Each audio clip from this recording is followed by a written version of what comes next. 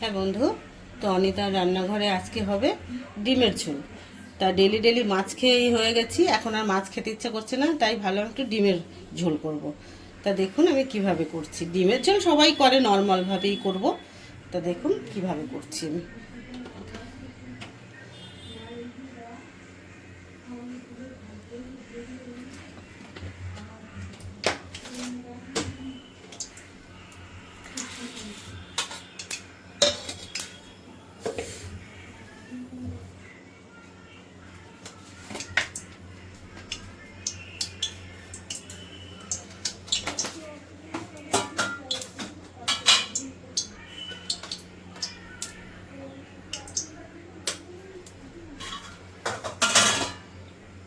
ডিমের ভিতরে একটু নুন আর হলুদ দিয়ে মাখিয়ে, এবার ডিমটাকে আমি সিদ্ধ করে রেখেছিলাম, ডিম আলু দুটোই। এবার এটাকে আমি ভেজে নেব।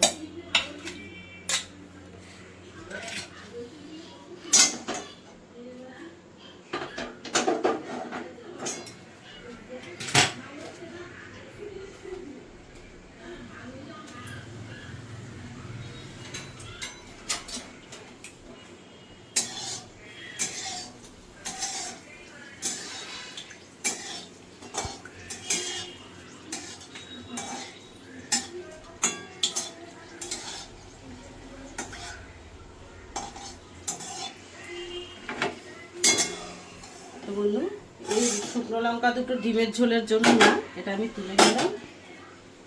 এবার আমি দিয়ে দেব ডিম আর আলুটাকে।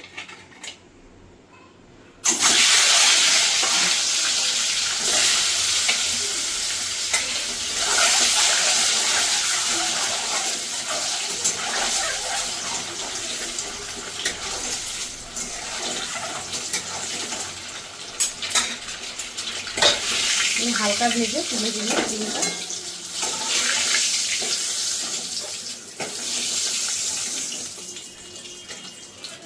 এবার দিয়ে দেবো আমি এটাতে একবারে জিরে ফোড়ন।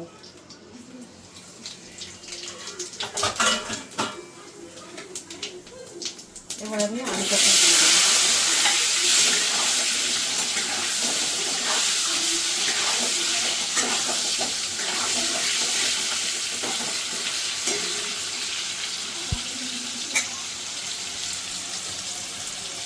বন্ধু একটু কম মশলাতে এর মধ্যে পেঁয়াজ, আদা, রসুন, মানে যা যা প্রয়োজন সব কিছুই দেওয়া।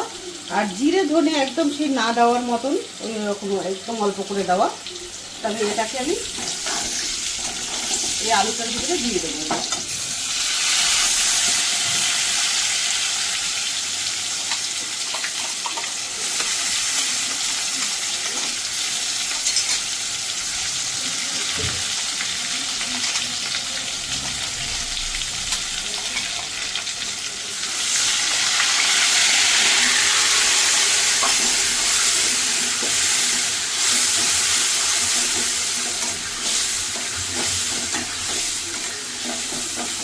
হ্যাঁ বন্ধু, তো মশলাটাকে আমি মেন যেটা আমি সেটা তো বলতে ভুলে গেছি। মশলাটাকে আমি একটু ভেজে তারপরে আমি পেস্ট করেছি, তবে কাঁচা পেস্ট করিনি। তা সব কিছু টমেটো দিয়ে সব কিছু দিয়ে পেস্ট করে নিয়ে এসে ভেজে এটাকে আমি দিয়ে দিলাম। তার জন্য আর বেশিক্ষণ আমাকে খানিকটা তৈরি করার দরকার নেই। দিয়ে দেবো পরিমাণ মতন আমি এটাকে নুন।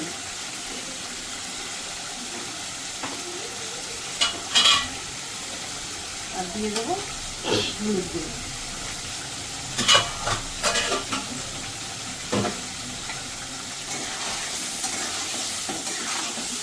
তো বন্ধু 5 মিনিট আমি মশলাটাকে একটু কষিয়ে নেব। তা বন্ধু, তো মশলাটা আমার ভালো করে কষে গেছে। এবার আমি ডিমটাও দিয়ে দেবো এর ভিতরে।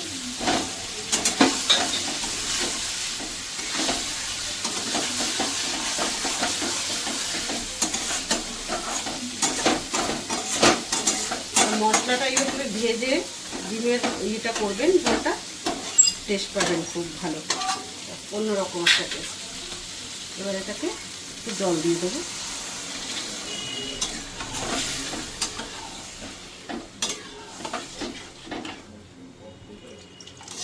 জলটা বুঝে দেবেন, সবই সিদ্ধ করা। যেটুকু মনে করবেন ঝোলটা রাখবেন সেই বুঝে দেবেন। আমার তো হয়ে গেল এটা কী করে, এবার এটা ঢেকে দিই, 5 মিনিট লাগবে।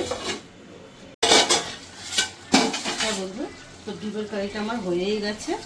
একটু সামান্য একটু নুন কম মনে হচ্ছে, একটু নুন দিয়ে দেবো অল্প করে, আর দিয়ে দেব গরম মশলা।